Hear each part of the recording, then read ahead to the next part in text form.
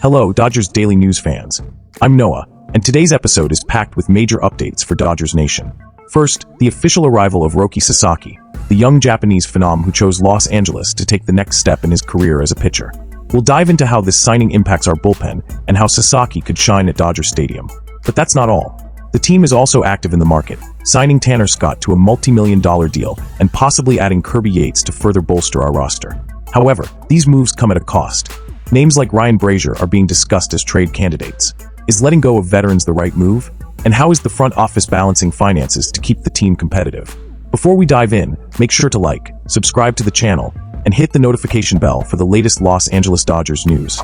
Your support helps us grow this passionate baseball community and deliver in-depth analysis straight to you.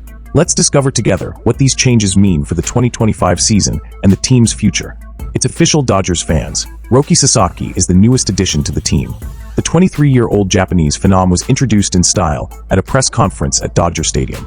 Wearing jersey number 11 for the first time and with a smile on his face, Sasaki shared that his decision to come to Los Angeles was driven by his desire to grow and develop as a player.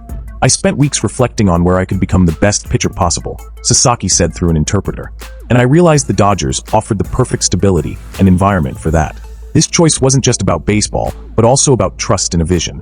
Sasaki highlighted the front office's structure and the Los Angeles community as key factors. Do you agree that the stability of a team is as important as talent on the field? Sasaki arrives with an impressive reputation. Known as the monster of the Reiwa era, he dazzled Japan with a fastball that exceeds 100 miles per hour and a devastating splitter that promises to challenge MLB hitters.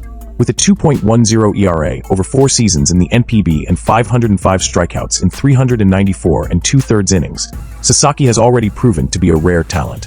The process of deciding his MLB destination was meticulous. Sasaki met with the Padres, Blue Jays, and Dodgers, visiting their cities and learning about their facilities. The most intriguing detail? He asked teams to analyze why his velocity dropped during the 2024 season. It was a smart way to evaluate each organization's ability to support him. In the end, the Dodgers stood out. At the press conference, Sasaki also spoke about the opportunity to play alongside Shohei Ohtani and Yoshinobu Yamamoto, his Japanese teammates and 2023 World Baseball Classic champions. While it wasn't a decisive factor, he expressed excitement about working with them and the Dodgers' talented roster. For Andrew Friedman, the Dodgers' president of baseball operations, Sasaki's arrival is a milestone years in the making. Since high school, we've seen a poise and command in him that stood out. "Now, we're thrilled to finally have him with us," Friedman said. Roki Sasaki joining the Dodgers is more than just acquiring a young talent. What impresses me most about this decision isn't just his potential, but the maturity with which he chose his new home. It shows that Sasaki is thinking not only about immediate results, but also his long-term development as a player and person. His numbers are incredible, but what truly stands out is the mindset behind them. Few players would have the foresight to ask teams to analyze such a specific detail as the drop in their pitch velocity. This shows humility and focus, rare qualities, especially for someone just 23 years old. Of course, adapting to MLB won't be easy. The level of competition is extremely high, and the Los Angeles environment, while exciting, can be intimidating for someone transitioning from the NPB. But the Dodgers organization, known for its structure and ability to develop talent, may be exactly what Sasaki needs to become one of the best pitchers in the world. We can't ignore the impact he could have off the field as well. Players like Shohei Ohtani and Yoshinobu Yamamoto create a special connection between Japanese fans and the Dodgers, reinforcing the idea that the team is becoming a global powerhouse. Will Sasaki meet expectations right away? It's hard to say, but one thing is certain.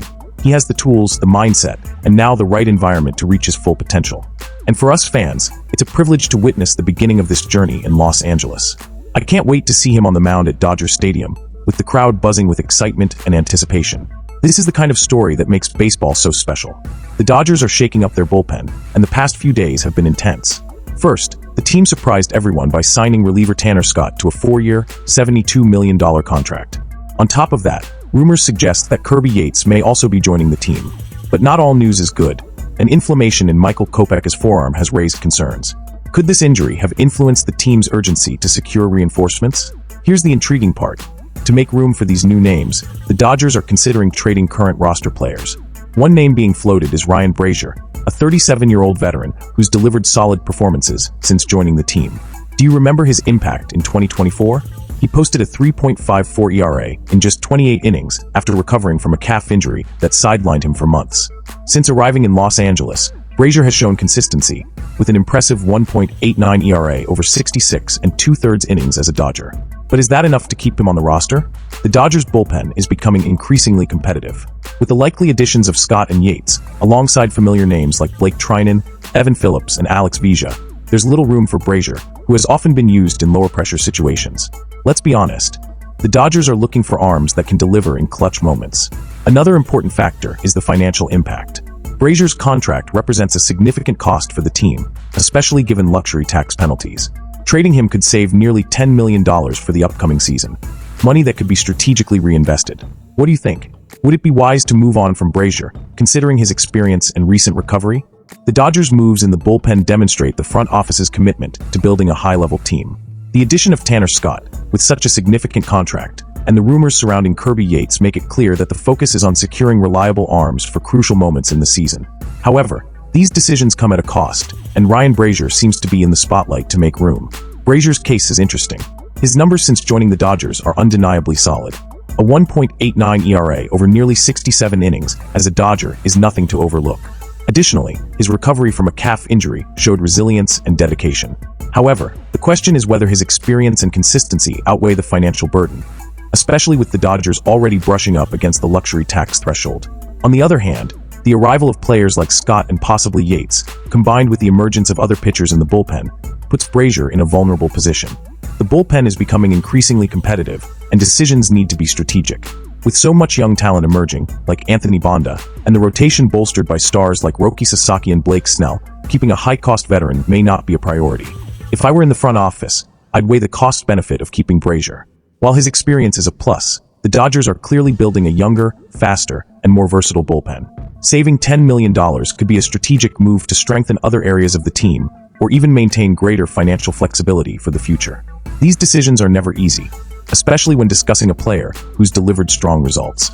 But with the talent accumulating on the roster, letting go of Brasier might be the right call to ensure the Dodgers stay competitive without compromising the team's financial health. And there's more.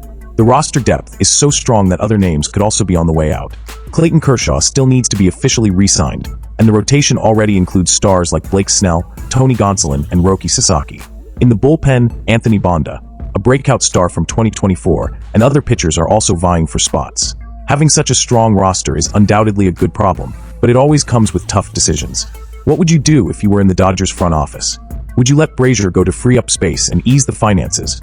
Or would you keep the veteran for his experience and recent success? Share your thoughts in the comments. We'd love to hear what you think about these moves and how they could impact the 2025 season.